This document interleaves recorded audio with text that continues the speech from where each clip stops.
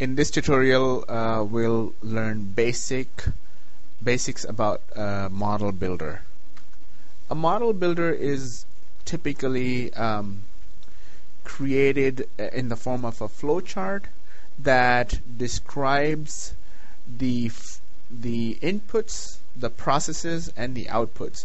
And this way, a lot of features that are already available in ArcMap can be combined to do things that are not available in the toolbox.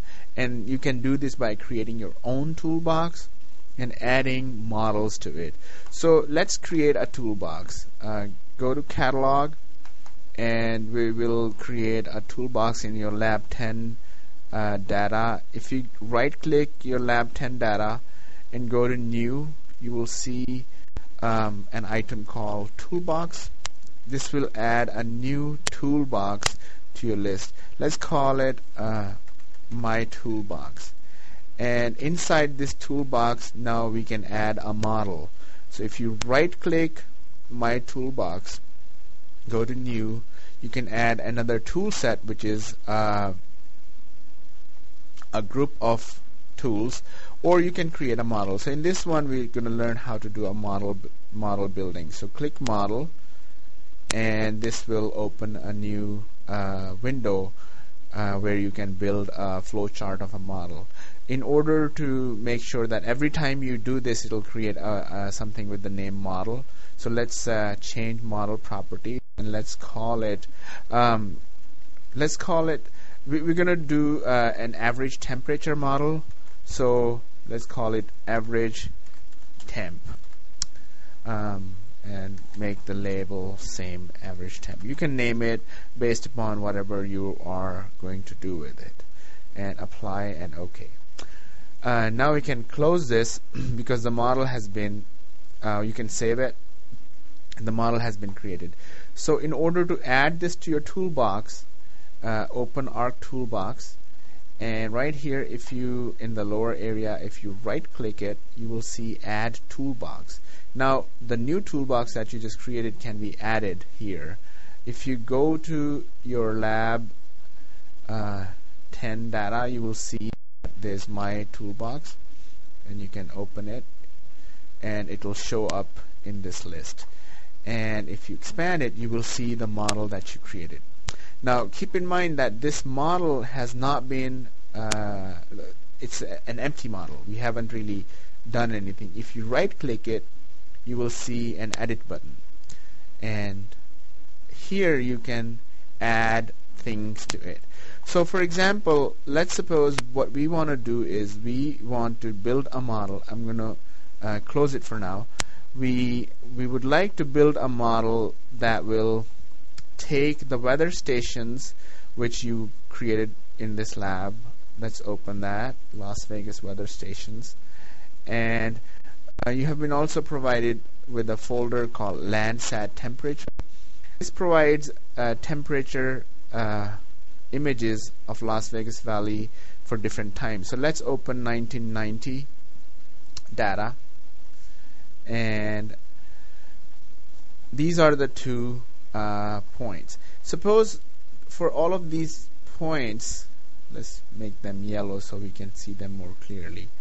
Suppose I would like to find the average temperature at this point within 100 meters or 200 meters, for example. So I would like to create a buffer around this point and then compute the average value of the temperature within that buffer.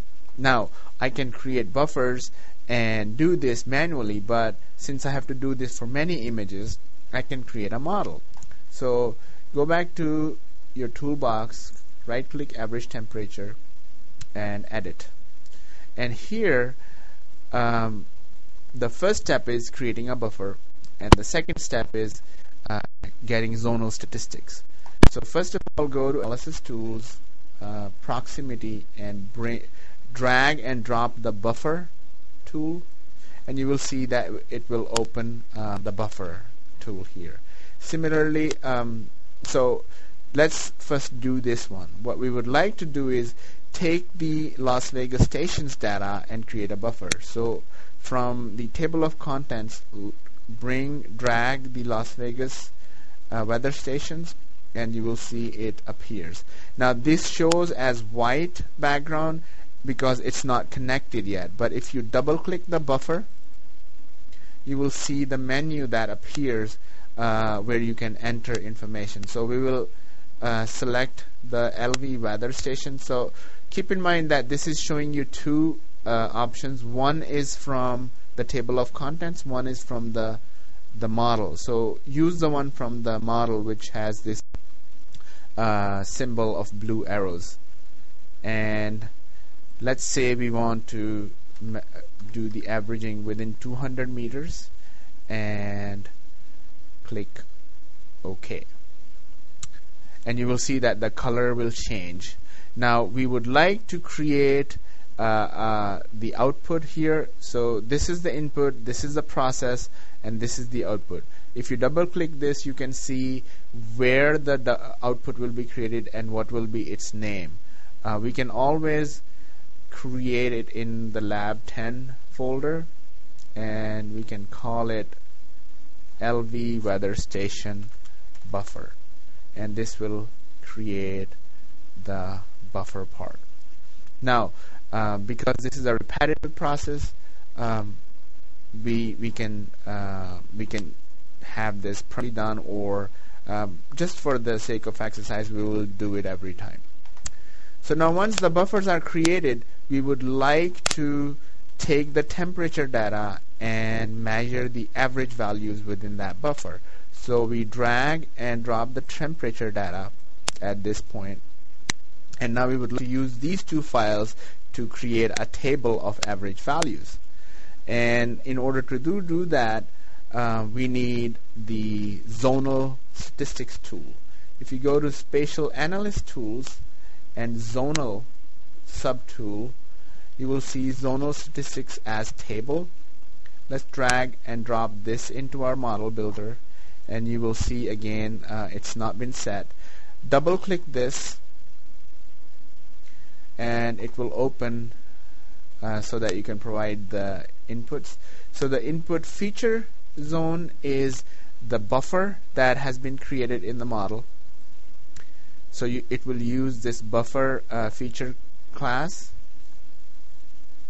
and we would like to use the station name from this feature class, and the raster data will be the temperature data again from the model builder. So if you drop down this menu, you will see that there are two. Pick the one that is available in the model. And now it can provide you with all the statistics, but we are only interested in the mean value temperature in that circle. So select mean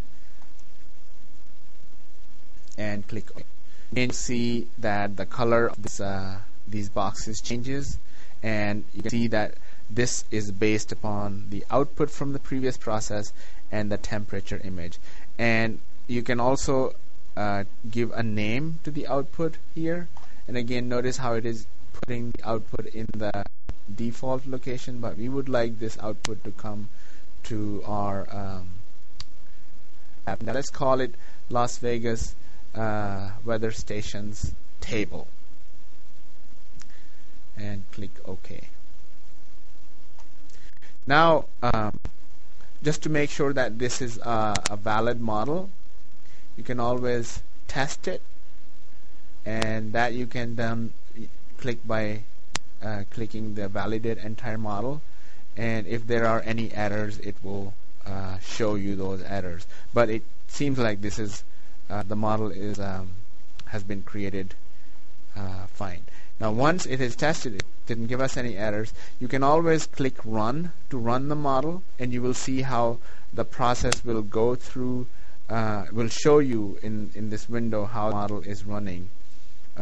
There's a run window also where it's showing which process it is doing, and it's showing it as a red color.